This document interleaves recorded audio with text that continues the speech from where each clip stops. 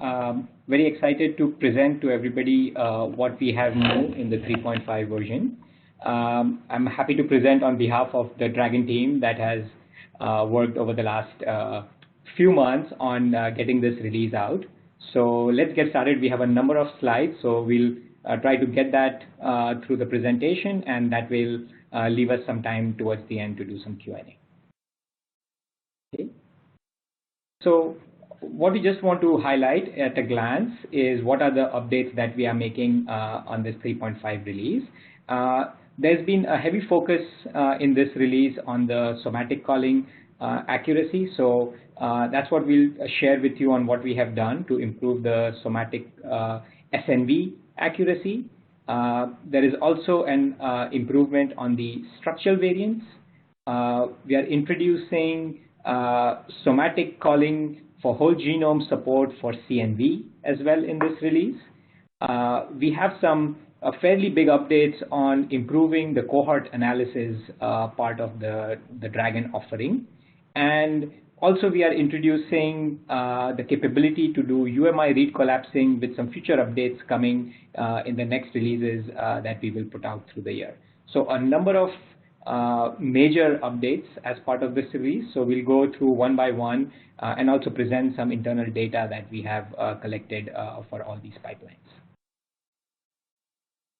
So let's jump onto the big update in this release, which is the accuracy improvement on the somatic whole genome tumor normal calling for small variants. I wanted to first present a little bit of an overview of where we have come from previous versions of DRAGEN. So just to emphasize a little bit, we have been working on improving the somatic calling accuracy in our pipelines for about a year now. We feel that we have reached a level of maturity on our germline calling, and hence we wanted to put our efforts and emphasis on improving the somatic calling accuracy and taking some of the learnings from improvements and methods that we have put on the germline caller to move that to the somatic caller, and also just look at a more application-specific approach to where customers would use such a pipeline. So when we are looking at the somatic calling pipeline, these are the various areas of topics that we want to address. We wanted to make sure that there is code stability across varied number of samples and coverages.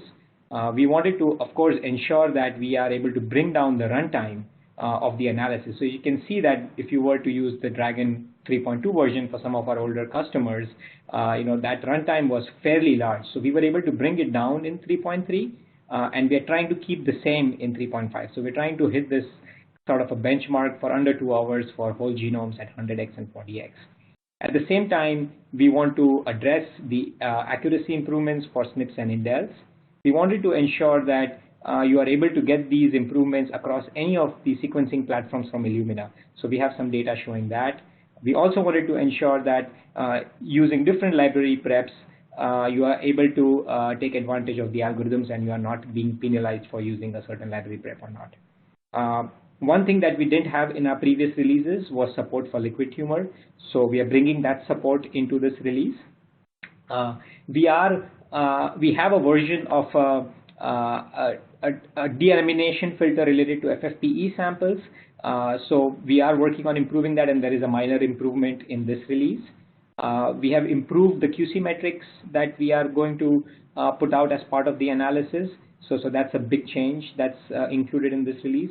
And also the ability to have a callability bed report, which didn't exist in our previous releases, has been made available in this software. So once again, iterating on the changes. So there is a significant boost in sensitivity and precision in terms of the accuracy. There is robustness into the pipeline today in terms of its across sequencing instruments, library preps, across many data sets that we have tested, and also generation of tumor purity data. The big improvement here is the liquid tumor support. So we have a command line option that can be enabled. So if you have liquid tumors with TIN, what we'll refer to as through the slides for tumor in normal types data, then we would recommend using a special command line option that I will talk about in the subsequent slides. So this is specifically designed for liquid tumor. It is not recommended for using for solid tumors. So if you do use it, you will see some degradation there, so you have to be a little bit careful in using that command line option. And there are also some non-default settings that can be enabled, and I will mention a few of those if you have low tumor purity in your tumor in normal contamination samples. With all the improvements that we have done to improve the accuracy, we are making sure that we are preserving the runtime to under 2 hours for this benchmark. So we're looking at whole human genome samples for tumor normal at the 100x and 40x range. So this is some sort of what we think majority of our customers use. We have seen 80x, 30x in that range. So we are targeting this to make sure that we stay within 2 hours. We are putting out mapping metrics now, which are separate for tumor samples and normal samples. Previously, we were not doing that, so that's a big update that has happened in this release. And at the same time, we are also putting out a callability bed file when you do the analysis. So this is a default file that gets generated once you use the 3.5 release for your tumor normal samples. I'm giving a snapshot of some of the accuracy measurements we have done. Please note that we do not just focus on these. We have hundreds of samples that we test against, but this is just a snapshot so that everybody can see the kind of data that we work through in validating these pipelines before we make it into a commercial release. So in this slide, what we are showing is we are showing different admixtures. As you can see that we have 3 of those in this slide for 20%, 50%, and 80%. And the slides and the plots out here are showing you FP plus FN count on the y-axis, and it shows you how DRAGEN has evolved over time from 3.4 to 3.5, which is the latest release, but also compares itself to Strelka and GATK's Mutec version. Now, just for everybody's information, the Strelka team and the DRAGEN team are now one team. We work as one to now develop pipelines and algorithms that are deployed onto the DRAGEN platform. But we're just trying to compare against the previous version of Strelka that was released. So you can see compared to the previous version of DRAGEN, the FP plus FN count has dramatically reduced. And at the same time, you can see on the flip side, the sensitivity for SNPs and for INDELs have gone up. So this is showing you gains across the board in samples that we've sort of curated in, to get these admixture-like data. In this slide, we are showing similar trends. Again, the y-axis is FP plus FN counts, but what we are trying to show here is that the gains are across different sequencing instruments. So here we have cell line data, again, whole human genome tumor normal samples, and the data is coming from NovaSeq as well as HiseqX instruments. So once again, you can see DRAGEN 3.5 over here compared to 3.4, and the trends are consistent across sequencing instruments, but also in some cases, if you are used to using Strelka in the past, you will see improvements compared to Strelka 2 as well. This is a slide again, showing you FP plus FN for SNPs and INDELs, but what we are doing is we are using different library preps. So there is PCR-free, there is nano, and again, you can see that the improvements that were made in 3.4 still hold, and you will see gains on the FP plus FN and better sensitivity compared to the previous version of DRAGEN, Strelka, and GATK. This is a slide to focus on the liquid tumor aspect. So this is the new feature that we have introduced in this release, and this is a command line option that you have to enable to take advantage of samples which have liquid tumor, and I will show some more data in the next slide. But once again, you can see if you were to use that sample or that kind of a data, and here we are showing again admixture samples but with liquid, and again with purities of 5%, 10%, and 20%. And you can see that the data, is consistently better. And once again, the FP plus FN counts on the y-axis show you big gains, especially as the TIN level increases, or in this case, as it decreases, you will see lower FP plus FN. So there are gains across the board. And again, comparing ourselves to the previous versions, you will see that if you have samples like this, it's you will see better results moving to the 3.5 version. Here we are showing, again, comparing. So if you were to use the default settings of DRAGEN today, which have the somatic quality filters set to 17.5, or the tumor in normal contamination tolerance set to 15%, then for a sample with purity of 20, here we are showing different purity samples going all the way to 100%. But if you have a low purity sample, which is at 20%, you can see that your sensitivity starts to degrade very quickly. But if you were to use high sensitivity settings, where you're setting the liquid tumor mode to true, but you are setting the contamination tolerance to 37.5%, you can see that the SNV recall remains greater than 95%, up to 20% of your tumor in normal samples, and even as low as 40% tumor purity. So you can see that at 40%, which is this over here, you are still maintaining a SNP sensitivity of 95%, versus if you were to do the same with the old or the default settings, then that sensitivity level drops dramatically. So this is a big change. So if you are dealing in samples which have liquid tumor, then definitely evaluating this DRAGEN version 3.5, you should see a big improvement in those results. Here we are just showing a snapshot of FP, or the false positive counts, for normal subtraction data. And again, the last column here shows you the FP count, which is much lower than what we had in 3.4. But also we are showing this data across different sequencing instruments, across different library preps. So again, just to reiterate that point, so 3.5 shows big improvements for precision. In this case, the normal pairs across sequencing instruments, across library preps, but just a different data set that we were looking at to emphasize that point.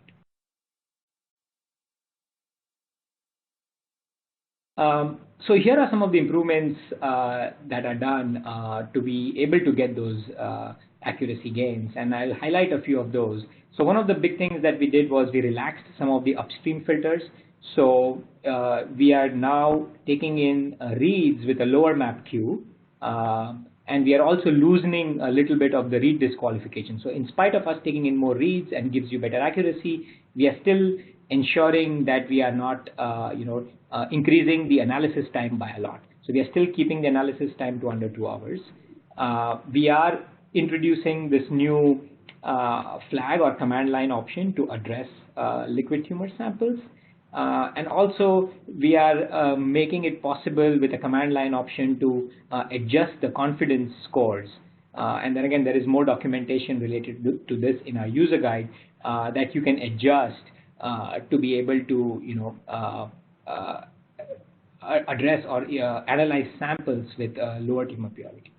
And then downstream, we are also improving the filtering that we do. So for many of you who have used our germline pipeline, you know that we now, in our latest version of a germline, we rely on the qual only to do the filtering. So the same thing is being propagated to the somatic calling, and then we are also have an improved strand bias filter. So a number of improvements downstream with the algorithmic improvements upstream are helping us get the gains that we showed you in the previous slides.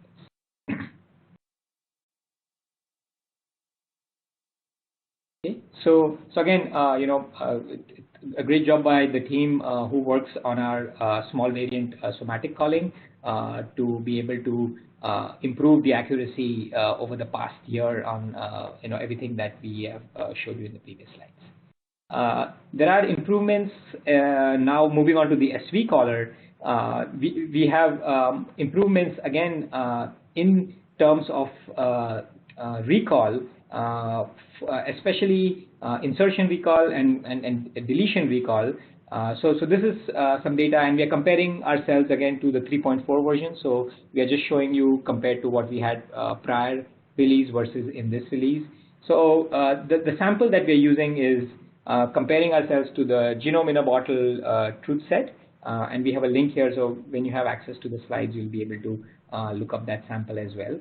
So you can see that there is an improvement in insertion recall from about 40% to 55%, and then there is a minor improvement in terms of the deletion recall. Overall, the precision is staying the same, but combining the two, you just get a better F score. At the same time, with some of these accuracy improvements, we are just making it easier to run the SV caller in conjunction with the germline pipeline. So if in germline pipeline, you can run the small variant caller and the SV caller. So now in this release, you don't have to specify reference FASTA. We use the same reference hash table that the germline pipeline uses for the small variant calling. The SV caller also uses the same decoy masking pattern as a small variant calling, so you don't have to specify additional command line options for that. And if you're using a bed file for the small variant caller, we use the same format for the SV caller. So just overall making it easier, minimizing the command line options and the complexity around that in this release. So this is just emphasizing the recall improvements for deletions. And we compared DRAGEN 3.5 and 3.4 in the previous slide, but here we also bring in where lumpy is and where deli. So these are two other tools that are commonly used for SV calling. So you can see compared to lumpy, it's a 20% improvement here. We're slightly lagging on the precision, but that's something that's going to be worked on. But overall, if you look at the F score, it performs much better than the previous release and versus the other release. And here we are showing you a slide on the insertion accuracy. So the insertion accuracy has improved in this, and we are focusing more on the ALU insertions. And you can see that the improvements are happening in regions or lengths which are 100 base pairs or longer. So you can see compared to the DRAGEN 3.4 version, the calls for SVs for 100 base pairs and longer, there is a fairly big improvement. Under 100, we are kind of still at the same level as we had with 3.4. One other thing to emphasize for the improvements in the SV caller is specifically around mobile element insertions. So focusing on ALU insertions, which are a type of the mobile element insertions. What we have done is we have compared ourselves to Mobster. So that's one of the more widely used MEI callers, and you can see that in 3.5 where the data with Mobster is, so there's a improvement, or this was what we had in the previous release, but today with 3.5 you are seeing a big jump in the precision. So overall, once again, a much higher F score compared to Mobster, if that's what you are used to using. And also the DRAGEN SV caller will retain the high recall in the ALU insertion size range as well. So in the 200 to 500 base pair region, the insertion is still very comparable to Mobster, but you can see that there is a big jump in the total F score compared to that. Okay. So now moving on to DRAGEN CNV, we are introducing in this release officially, I would say, support for CNV calling for somatic whole genome samples. And I've sort of highlighted the pipeline that's over here, and we have a lot of details in the user guide around this as well. But what the pipeline supports today is tumor with matched normals as well as tumor-only samples. At the same time, we now also provide you an estimate of the tumor purity as well as there is ploidy modeling. So you basically bring in a SNP VCF file from a normal sample, and we will do the biallelic frequency calculation and use that to estimate the tumor purity and ploidy as well. So this is the pipeline showing at the bottom. And also we are able to call allele-specific copy number as well. So not only introducing the new pipeline, but also bringing in some of the key features that would be important to have when you run the CNV calling for somatic samples. Here is just one of the comparisons that we have internally done. And what we are doing is we are comparing DRAGEN with Canvas, which was the Illumina's previously developed CNV caller. So now again, as we are doing for the Strelka integration, we are integrating some of the methods of Canvas into DRAGEN. So there is one unified caller coming out of Illumina, which is running on DRAGEN. But also we are comparing it to the stool purple coming out from HMF. So this is one of the more widely used tools, so we are using that as something to benchmark against. And as you can see, for the estimate of the purity and the ploidy, we are fairly close. And in terms of the deletion and the duplication recall and precision, overall, other than the deletion precision, which is a little bit lower than purple today, we seem to be performing on par with purple, or in some cases even better. This is our first, I would say, official version of the somatic calling for CNV out. So we are a little bit slower, which is not something that we like typically, but we will be working on improving the runtime of this. Though we are making sure that we are using as much less memory as possible when doing this analysis, so that we can use the remaining memory to do some other parallel processing as well. So while the caller is running a little bit slower in this release, we definitely will, speed it up in the subsequent releases. Okay. So that's on the CNV side. Now moving on to RNA. So again, what we are doing is, we are looking at improving the speed and the accuracy, which I will get to on the next slide. But we also have created this repository of about 153 samples. And these samples have known or validated expected fusions. And these samples, as you can see from the table, are coming either from literature, or a true-seq RNA, or a TST170, which is the Illumina's prep for 170 somatic genes. So using that, and we also have certain collaborators that we work with who have samples with known expected fusion. So we have about 153 samples that we're using as a benchmark, and those have about 223 expected fusions. So that's our truth set in some sense for RNA, and that's what we are using to measure our speed and measure our accuracy. So using that data, what we have seen on an average is a much shorter turnaround time. So we are comparing ourselves with Star Fusion and running Salmon as a quantification tool. So we're seeing that DRAGEN runs about 4.5 times faster than Star Fusion. And also comparing ourselves to the previous version of DRAGEN, we have almost a 2x improvement in speed. So here is a snapshot on the right. On the top is we have about 8 samples that we have shown over here, and in green is where DRAGEN 3.5 is. The red is the previous version of DRAGEN, and the yellow and the blue show Salmon running with Star Fusion. So much faster analysis running on DRAGEN. At the same time, we have improved our missed fusion. So compared to version 3.4, for the sample set that I showed you in the previous slide, we have about 38% fewer missed fusions. At the same time, we have about 20% additional fusions that we are calling compared to 3.4. So we have improved on both sides. And what we have also done as part of this release is we are outputting a new file as I would say a gene fusion output file in CSV format. So while we are still retaining the old output formats, which some of you might have been familiar with, which is, I would say, more star-like, so that way it's compatible if you have any downstream tools that you use.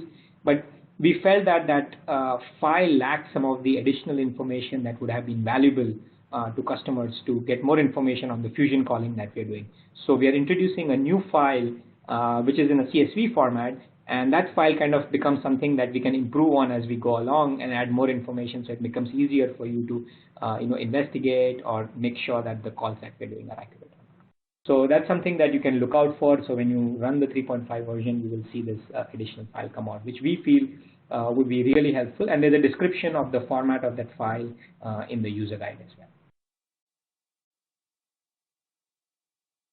Okay, so moving along, we have a new version of the mapper. Now again, when I say a new version, we changed the hardware a little bit on the mapper, and that's why we are now calling it the V8 mapper. So if you run Dragon today, and if you just run the Dragon info command, you will be able to see a version of the mapper. And today, if you are on a release that is prior to 3.5 or 3.4, you will see V7. So we're calling it the V8 because we have made some updates to the mapper, and I will briefly talk about what those updates are.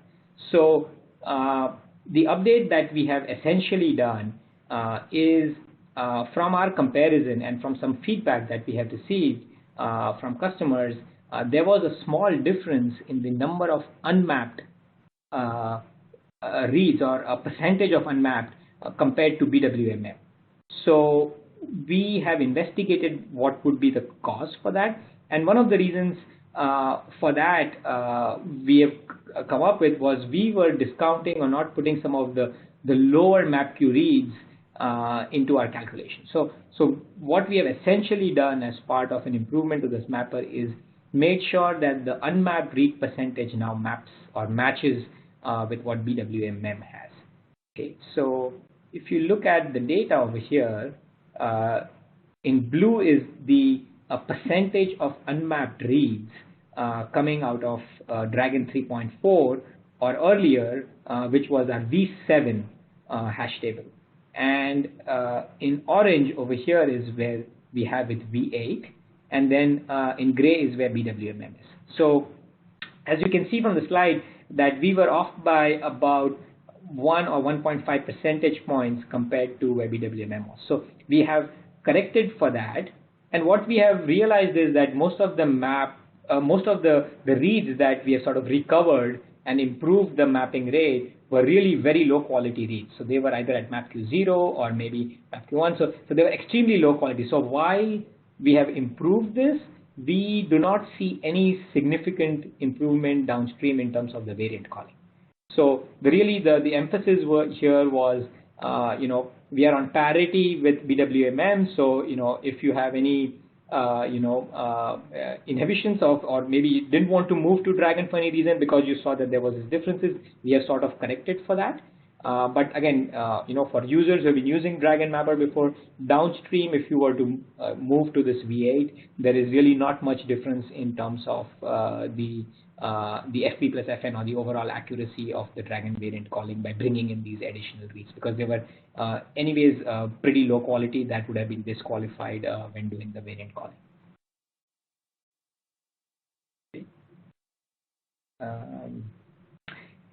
Okay, so jumping on to the cohort analysis. So we work with a number of our customers who either do use Dragon in a PopGen kind of an environment, or who are using a certain set of cohorts and they want to do joint calling. And traditionally in Dragon, we have used the GATK best practices workflow in terms of doing joint calling, where you have the GVCF files that are generated, followed by combined GVCF, and then you do joint calling. And it's fairly inefficient, we felt, and I think other users have felt as well, where we cannot scale, we cannot, as we add more data, it exponentially increases the compute time, and it takes days and weeks sometimes to run even a small cohort.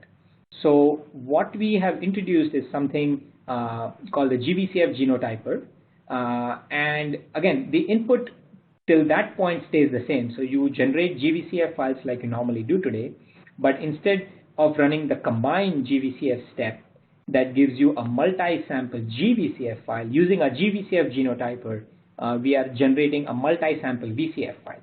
And that multi-sample VCF file can be ingested by certain third-party tools out there called HAL GWAS. But this multi-sample VCF file, while it is rich, it is still much smaller than what you would get out of a combined GVCF file. And in some cases, we have seen that our customers who have early accessed some of these tools from us are able to get all the cohort information they need by just generating this multi-sample VCF file. But you can take it a step further and run it on a joint genotyper, and you will get a joint genotype multi-sample VCF file as well. So with this, what you get is an improved genotyping for especially low coverage calls. But by using this workflow now, we are running 40 times faster from GVCFs to normalized and genotyped output, and we're running 12 times faster from GVCFs to joint genotyped output. So this kind of gives us a platform now to be able to support much larger cohorts, and also we are going to be offering a cloud version or a software-only mode of this step. So what this lets you do is it will let you move the cohort processing off the DRAGEN box. So in the past, what has happened was, because you're running the joint calling on the DRAGEN box, it's not available to do your map align and your regular variant calling to get more GVCF. So we are sort of working towards decoupling that, so that while your DRAGEN box can continue to do your mapping and variant calling, you can offload the joint genotyping to either an existing HPC that you have, and you can scale out there so that you can do that much faster, or also push it to the cloud and use the capability of scaling in the cloud to do this analysis, right? So we realize that doing this step in the DRAGEN box is not very efficient. Also, the analysis that is to be done here doesn't lend itself very well to use FPGAs for acceleration. So we're looking at ways in which we can offload this, and this is one of the solutions we are looking at. And there'll be some more information coming out in the upcoming months around it. So today, you can use the DRAGEN 3.5 version as is on the DRAGEN box and test out these features. But what we intend to do is make a software version of it, and I'll talk about it in a little bit more detail in the next slide.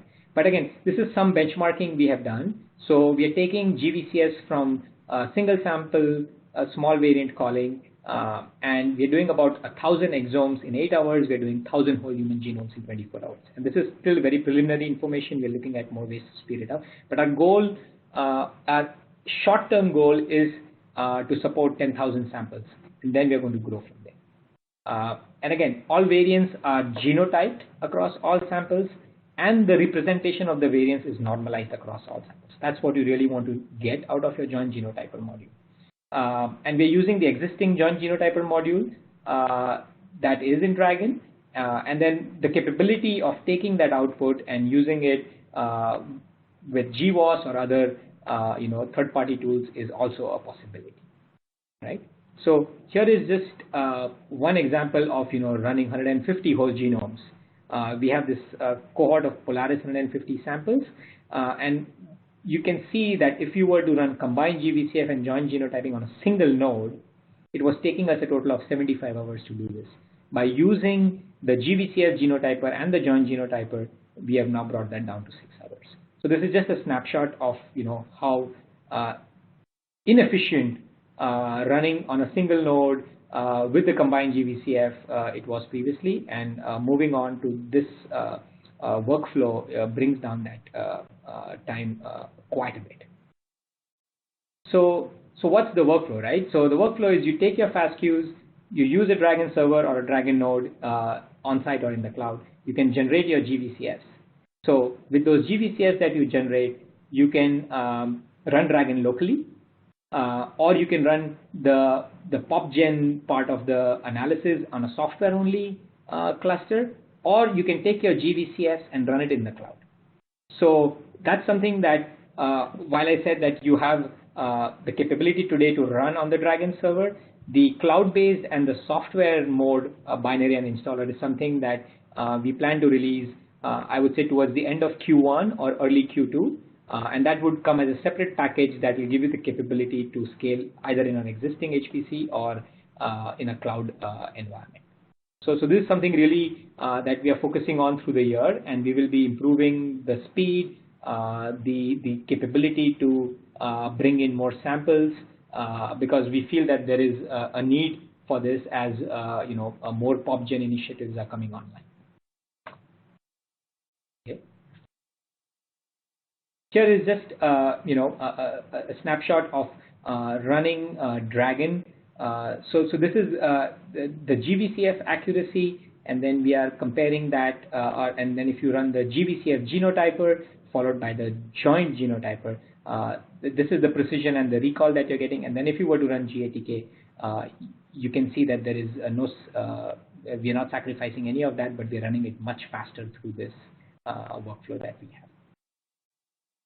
Okay. So again, just the DRAGEN pipeline is align, variant call, GVCF genotyping followed by the joint genotyping. And if you were to use GATK, it would be the GATK haplotype caller followed by the GATK joint.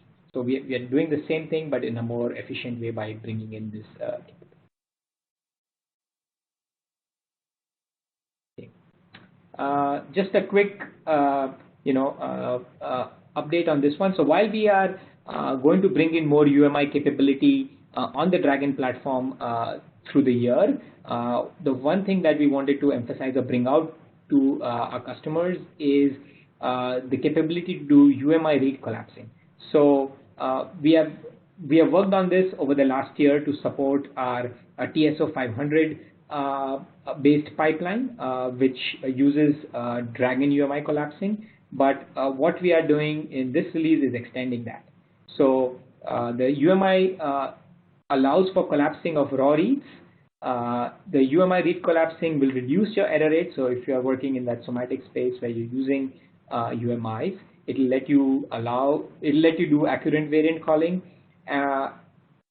And what we are doing as part of that is we are supporting that for random UMIs as well as non-random UMIs. So the TSO 500 from Illumina is a non-random UMI, but we are also able to support for the random UMIs that are coming from other third-party preps. So you can see from the slide here for a short select data set that we had, if you were to use Located, which is the Agilent tool, the time to do the collapsing versus DRAGEN is 25% slower. So you can take advantage of DRAGEN to do the read collapsing and then use downstream tools to do the variant calling, because we do not have the variant calling completely validated as part of this release, but it will be coming out fairly soon. So that will then lend you to use DRAGEN end-to-end to do read collapsing with DRAGEN as well as variant calling. But at least for now, users can take advantage of the speed up that we have for random non-random data. Okay. I will skip through this slide, but this is just an indication of, if you were to use read collapsing, how it improves, your accuracy over different, variant allele frequencies. But, you have access to the slide, so we'll leave some time for Q&A. So I'll just skip over this slide, but again, this is just an internal comparison that we have done across different VF values using the TSO 500 data, which includes the DRAGEN UMI read collapsing followed by the variant calling coming from Illumina as well. Okay. And for users who do not use DRAGEN on site but use BaseSpace, again, all the apps that are on BaseSpace will be updated to Dragon 3.5 in the next week. So you should see an update to all the Dragon apps updated, and you can run those apps. And some of the improvements or some of the updates that are going to happen is the germline caller will have the capability to generate VCFs and GVCFs at the same time. There is an improved ploidy detection, so you don't have to specify the sex of the sample. There are simplified settings, as I showed earlier, for SV calling. You can now output CNV ref calls. We have added this UMI BAM collapsing capability. There is Nirvana, which is the tool by Illumina. So annotation by Nirvana is going to be available, and you can enable that. There will be optional MD5 checksums and also metrics files in JSON. And from the other apps, from the Dragon Enrichment app, there is, HG38 based targeted regions for built-in panels. We have simplified some of the settings in the methylation pipeline, and then all the RNA updates that we mentioned will be available, and quantum fusion calling will be now enabled by default. So you get data out of, the whole pipeline when you run the RNA. So all the apps will be updated, and a number of those will be refreshed or have more capability or simplified usage if you use BaseSpace.